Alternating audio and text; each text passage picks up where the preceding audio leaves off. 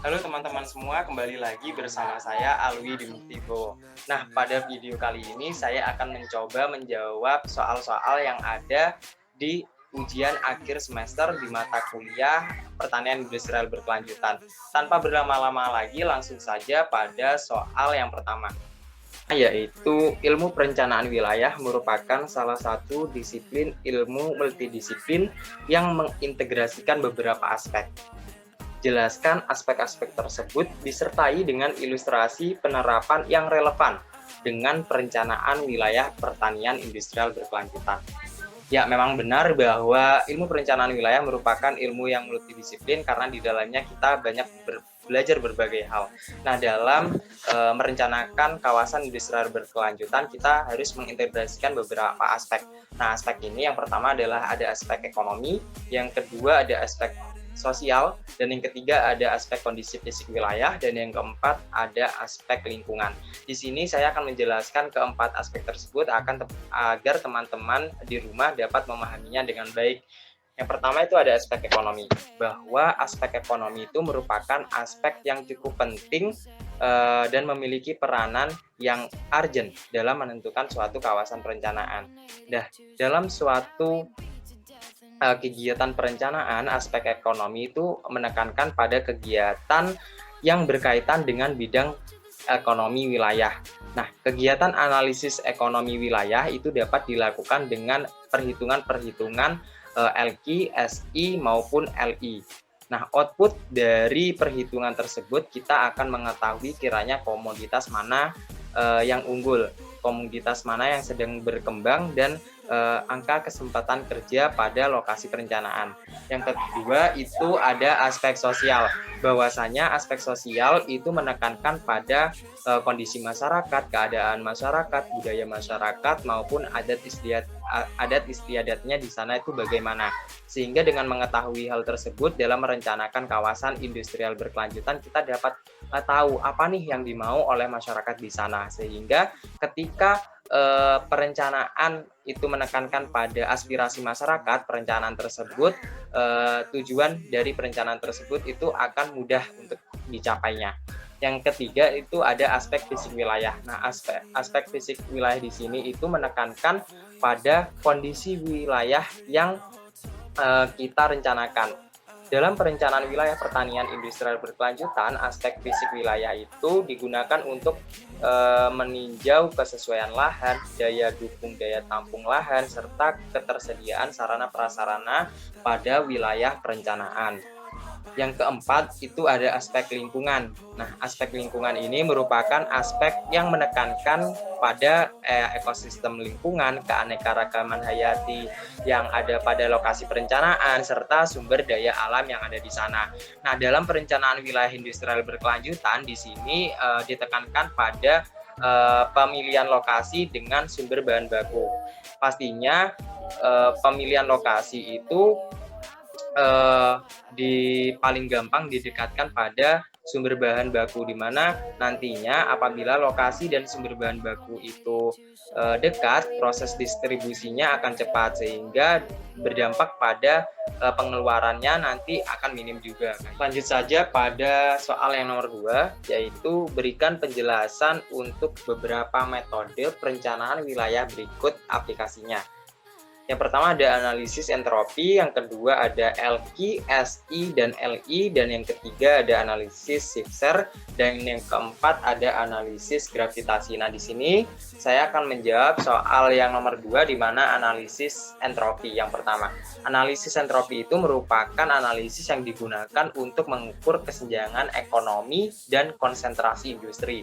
Nah, biasanya data yang digunakan dalam analisis ini adalah data PDRB pada kawasan yang kita rencanakan. Nah, output dari analisis entropi ini, apabila nilai entropinya itu mendekati 1, maka artinya terjadi ketimpangan yang semakin besar. Yang kedua, jika nilai entropinya itu mendekati 0, maka artinya ketimpangan tersebut semakin kecil. Nah, yang kedua ada LQ. Nah, LQ di sini digunakan untuk menentukan sektor yang mana yang basis dan sektor mana yang bukan basis. Nah, apabila komoditas tersebut atau sektor tersebut merupakan basis dan yang basis itu merupakan contohnya pertanian, nah dari situ kita dapat kembangkan lebih lagi. Contohnya kita dapat susun master plan kawasan pertanian. Kita dapat melakukan pemusatan klaster industri pertanian, dan lokasi pemusatan tersebut dapat kita arahkan pada nilai komoditas yang paling besar kayak gitu. Untuk keterangan atau arti dari nilai LQ itu, apabila nilai LQ-nya 1 itu artinya basis, dan apabila LQ-nya kurang dari 1 itu artinya non basis. Nah, yang ketiga itu ada LI. LI itu dalam perencanaan wilayah pertanian industrial berkelanjutan digunakan untuk menunjukkan suatu aktivitas berkembang di semua wilayah atau relatif berkembang hanya memusat saja. Nah, yang keempat itu ada SI. Nah, SI ini sebenarnya hampir sama dengan LI. Kalau SI ini digunakan untuk mengkategorikan bahwa suatu wilayah itu memiliki aktivitas diversifikasi atau memiliki aktivitas yang terspesialisasi. Nah, selanjutnya analisis Shifter. Analisis Shifter ini digunakan untuk menetapkan target industri atau sektor dan menganalisis dampak ekonominya. Nah, dalam perencanaan wilayah pertanian industrial berkelanjutan itu digunakan data yaitu PDRB pada wilayah perencanaan. Di sana kita dapat menghitung KPN-nya, KPP-nya, KPWP-nya untuk menentukan pertumbuhan ekonomi pada wilayah perencanaan.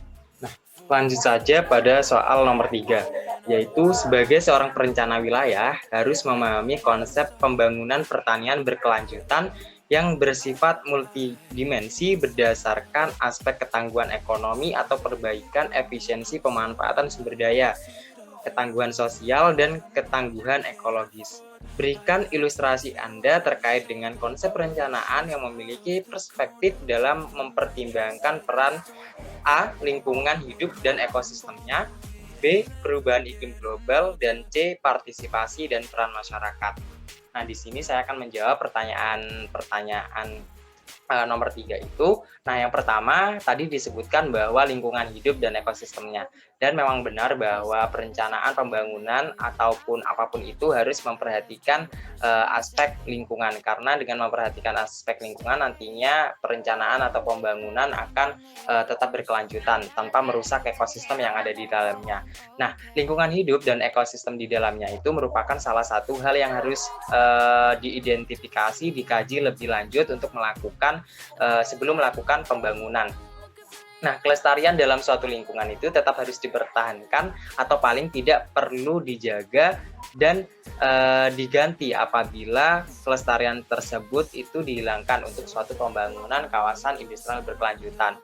Nah, apabila suatu pembangunan itu tidak memperhatikan aspek lingkungan, nantinya akan berdampak pada hal-hal atau permasalahan-permasalahan yang negatif. Sepertinya bencana alam itu akan mudah untuk terjadi, akan cepat untuk terjadi. Terus ada pemanasan global warming, terus bahkan kepunahan kelestarian hayati itu juga akan cepat karena dampaknya nanti pembangunan itu semena-mena kayak gitu.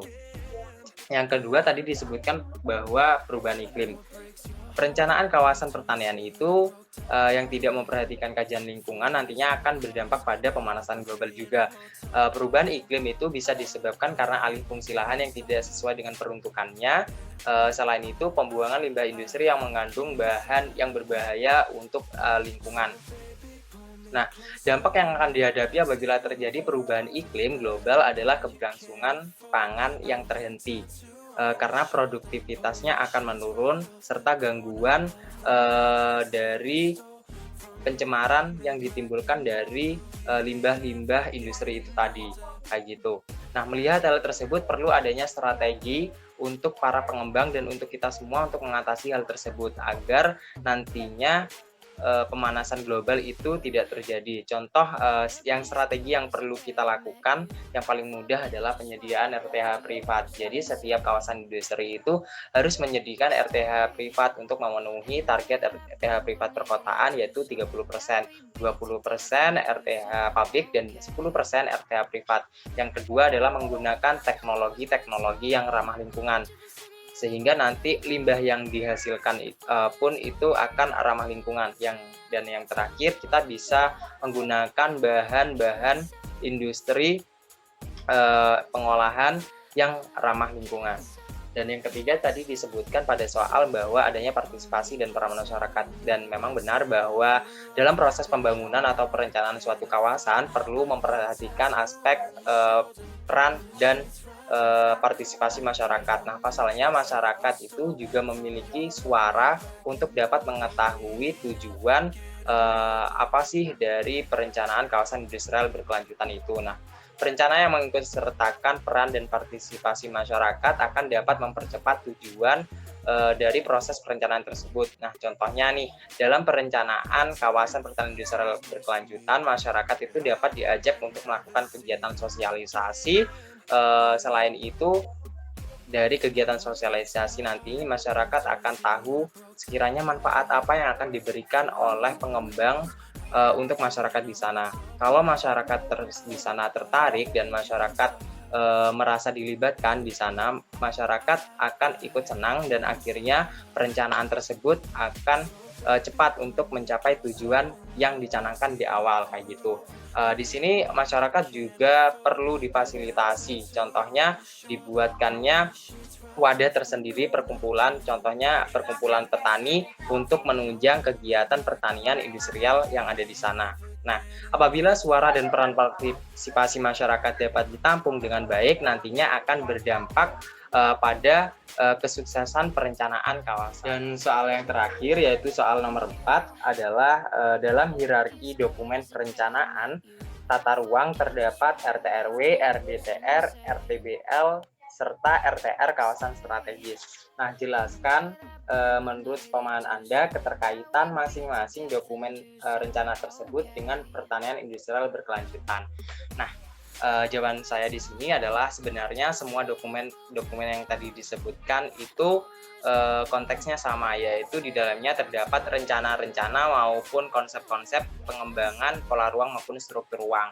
Nah, yang bikin berbeda adalah lingkupnya saja dan hierarkinya saja, di mana kalau RT/RW itu lingkupnya lebih makro, sedangkan yang lebih detailnya lagi ada RDTR, dan yang paling bawah itu ada RTBL. Nah, di sini saya akan menjelaskan keempat dokumen perencanaan tersebut yang kaitannya dengan perencanaan kawasan pertanian industrial berkelanjutan. Nah, di sini yang pertama adalah RT/RW. Nah, dalam muatan RT/RW itu konten pertanian industrial itu hanya sebatas rencana makro saja, meliputi mungkin luasan pertaniannya dan lokasi pengembangannya. Nah, serta dalam muatan RT/RW itu juga nanti ada arahan mengenai pola ruang. Nah, kaitannya dengan pertanian industrial itu adalah pengembangan tersebut harus disesuaikan dengan arahan dalam pola ruang yang ada dalam RT/RW.